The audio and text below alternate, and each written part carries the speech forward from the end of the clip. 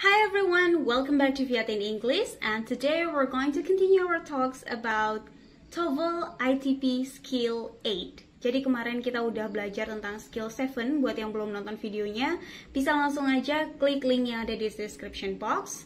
Dan hari ini kita bakal lanjutin lagi untuk ngobrol-ngobrol tentang connectors for multiple clauses inside the sentence. Jadi masih di keluarga besarnya multiple clauses, dan kita masih ngobrol-ngobrol tentang si connectors ini. Dan di skill 8 ini sebenarnya nggak jauh beda sama skill 7 sebelumnya, teman-teman. Jadi skill 8 itu masih mirip-mirip. Kita masih akan bahas tentang adverbs. Jadi judulnya di skill yang ke-8 ini adalah Use Other Adverbs Connectors Correctly. Jadi sebelumnya kita udah belajar adverb time and cause connectors. Nah sekarang kita bahas lebih lanjut lagi. Kalau ternyata adverbnya itu nggak cuman ada di keterangan waktu dan cause aja, teman-teman, tapi ada yang lain juga. Tapi sebelum itu, seperti biasa, kalau kalian suka sama videonya, jangan lupa like, share juga ke teman-teman kalian supaya kita bisa belajar bareng. Dan buat pendatang baru, jangan lupa subscribe serta nyalakan tombol loncengnya supaya kalian selalu dapat notifikasi tiap kali aku upload video-video terbaru.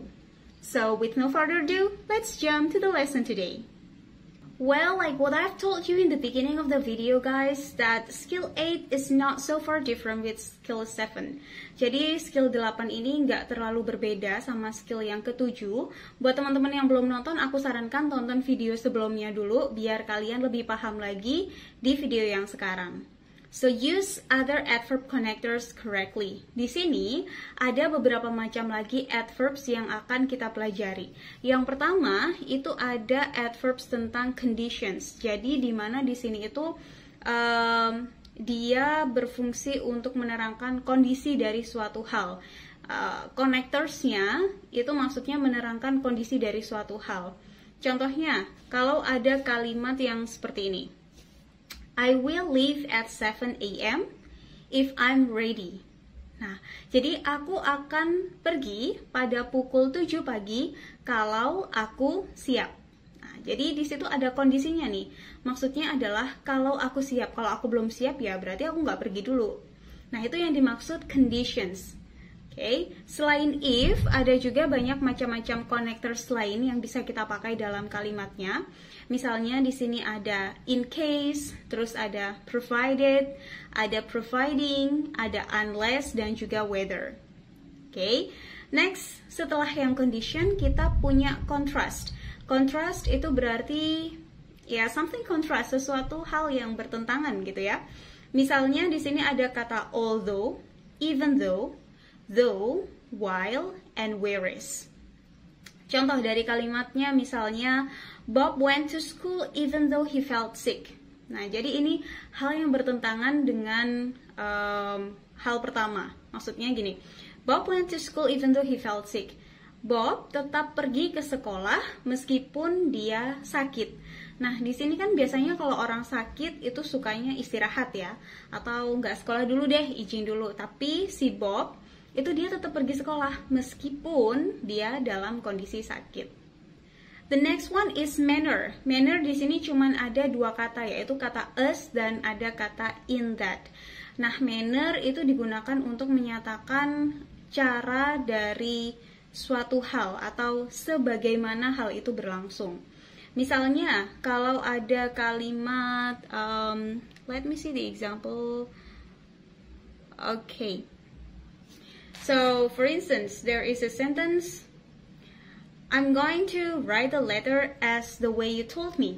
Nah, jadi aku akan menulis suratnya sebagaimana yang kamu beritahukan kepadaku. Jadi mungkin di situ konteksnya saya akan nulis surat sesuai dengan apa yang sudah diberitahukan oleh orang lain kepada saya. Nah, itu ditulis di suratnya terus dikirim ke orang lain lagi. In a context misalnya ya. So, itu kalau untuk manner. Kemudian yang terakhir ada place. Place itu kata penghubungnya ada where dan wherever. Pastinya dia membahas tentang suatu tempat. Jadi konektornya ini menghubungkan keterangan tempat yang ada dalam suatu kalimat. Misalnya, I love to live in the land where I was born. So, saya suka tinggal di lokasi atau di area di mana saya dilahirkan. Nah, kata di mana saya dilahirkan, it means the hometown, gitu kan? So, I love to live in the land where I was born. Oke, itu dia penjelasan tentang other adverb connectors. Kalau teman-teman ada yang kurang jelas atau ada yang kurang paham, bisa langsung aja tulis pertanyaan kalian pada kolom komentar di bawah ya. Untuk patternnya sendiri sebenarnya nggak berbeda dengan yang skill 7 karena memang masih saling berkaitan. Jadi patternsnya itu ada yang konektornya itu di tengah dan ada yang konektornya ditempatkan di depan, teman-teman. Misalnya tadi kita kembali ke kalimat Bob went to school even though he felt sick. Nah, di situ ada subject verb, kemudian ada adverb connectors dan subject verb lagi di belakangnya. Ketika si konektornya ini ada di tengah, dia nggak perlu pakai koma. Tapi akan berbeda jika kita balik posisinya. Oke? Jadi connectors, subject verbs, kemudian koma, baru subject verbs lagi di belakang. Alias klausa A, koma, klausa B. Contohnya, even though Bob felt sick, he went to school. Oke? Jadi kalau kita tempatkan konektornya itu di depan, maka kita harus pakai koma dulu, baru kita masuk ke klausa selanjutnya, alias si clause B.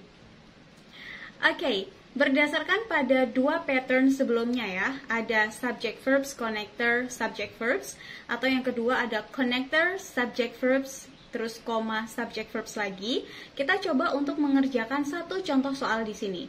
Di sini saya punya kalimat, you will get a good grade on the exam provided blah blah blah. Nah, di sini ada kata provided sebagai konektornya, teman-teman. Dia masuk ke parts-nya si conditions ya, adverbs condition. Nah, you will get a good grade. Di situ ada subject verb di depan, terus konektornya di tengah. Berarti yang harus kita lengkapi di belakang adalah subject verb-nya lagi. Pada pilihan jawabannya, A ada kata studying, B study, C to study, dan yang D you study. Remember, kata kuncinya adalah subject verb, connector, subject verb. Jadi dari 4 pilihan jawaban yang ada di sini, coba kita lihat mana sih yang mengandung subject dan verb lagi untuk melengkapi kalimatnya. Kalau yang A, studying, dia cuma jiren aja. Jadi nggak bisa jadi subject verbs atau nggak membentuk polanya. Kemudian yang B, study, cuma ada verbnya aja. To study di part C juga cuma ada verbnya aja. Jadi jawaban yang paling tepat di sini adalah pilihan jawaban D, yaitu you study, karena di situ ada subject you dan ada verbnya study itu tadi ya.